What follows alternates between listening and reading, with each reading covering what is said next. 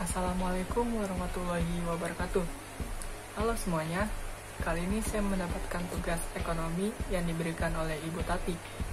Tugasnya yaitu membuat video pembelajaran mengenai materi kerjasama ekonomi internasional. Sebelum kita masuk ke video pembelajarannya, alangkah baiknya saya memperkenalkan diri. Perkenalkan, nama saya Galia Dewi Caksono dari kelas 11 MIPA 2 dari sekolah SMA Negeri 1 Babelan. Oke, langsung saja kita masuk ke video pembelajarannya. Topik pembahasan kita yang pertama yaitu pengertian. Apa sih itu kerjasama ekonomi internasional? Kerjasama ekonomi internasional adalah suatu kerjasama dalam bidang ekonomi yang dilakukan oleh suatu negara dengan negara lain yang saling menguntungkan. Jadi, kerjasama ini dapat dilakukan oleh dua negara atau bahkan lebih. Pembahasan yang kedua yaitu tujuan adanya kerjasama ekonomi internasional. Nah, apa aja sih tujuan diadakannya kerjasama di bidang ekonomi antar negara?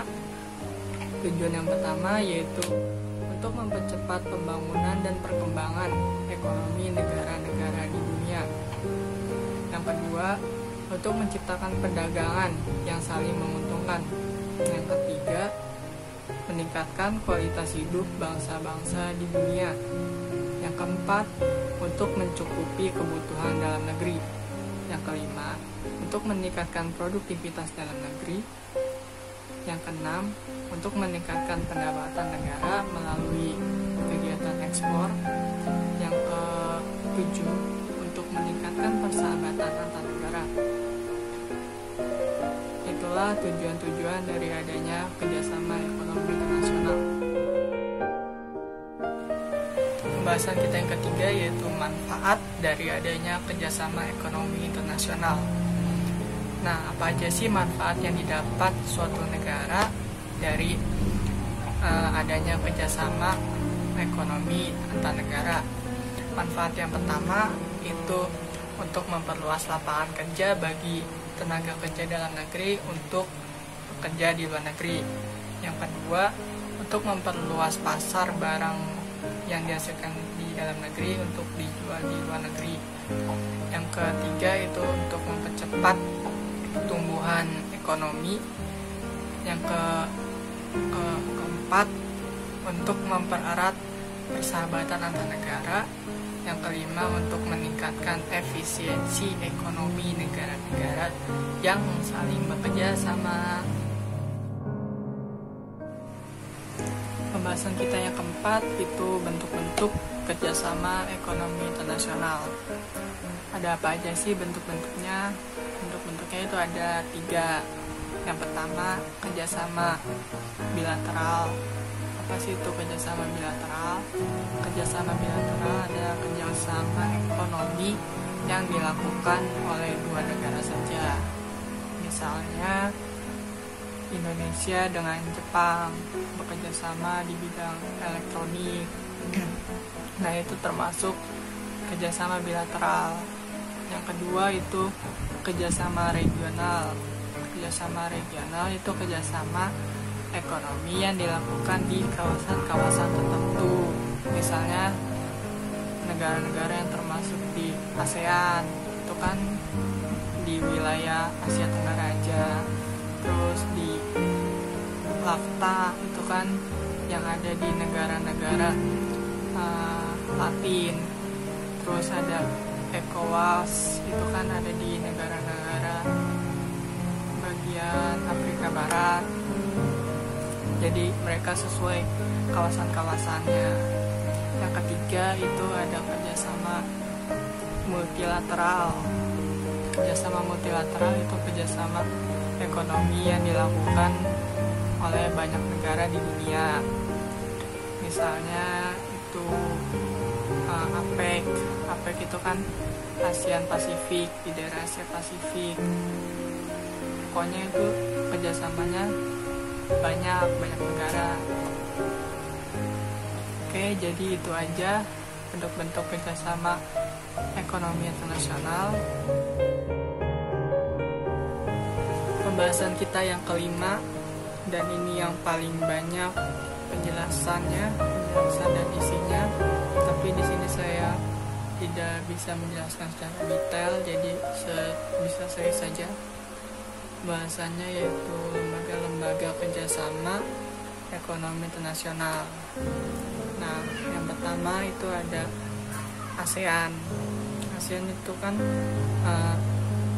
organisasi untuk kerjasama di wilayah Asia Tenggara. Yang kedua itu ada OPEC.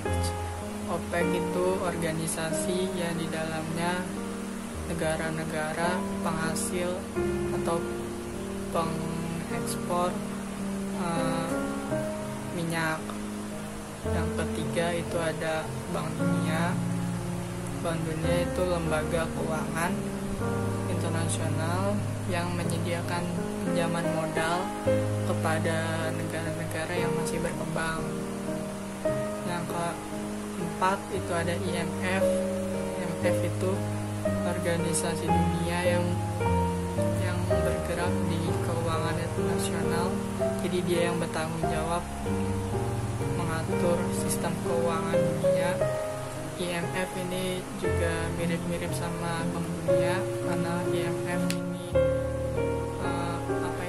badan perwakilannya dari Bank Dunia. Yang kelima itu ada ADB, Asian Development Bank. ADB ini lembaga pengembangan keuangan yang melakukan penyaluran dana, menyokong investasi, memberikan kerjasama kepada negara-negara yang masih berkembang. Yang keenam itu ada IDB. IDB itu Islamic Development Bank. Dia ini lembaga keuangan internasional yang menggunakan prinsip-prinsip Islam atau syariah. Yang ketujuh itu ada APEC. APEC ini organisasi atau kerjasama di wilayah Asia Pasifik. Yang kedelapan itu ada GAAT atau WTO. Ini badan internasional yang khusus untuk menangani masalah-masalah di perdagangan ekonomi atau di perdagangan antar negara. GAAT atau WTO ini sangat penting di dunia perekonomian, karena dia yang menyelesaikan segala masalah-masalah yang ada. Yang kesembilan itu ada Uni Eropa. Uni Eropa ini kerjasama di bidang ekonomi dan politik negara-negara yang berada di benua Eropa. Yang ke-10 itu ada UNDP. UNDP ini memberikan biaya atau sumbangan kepada negara-negara berkembang untuk membiayai program-program pembangunannya. Yang ke-11 itu ada G8. G8 ini kelompok 8 negara termaju di dunia. Yang ke-12 itu ada G20. G20 ini kelompok 20 negara dengan perekonomian besar di dunia.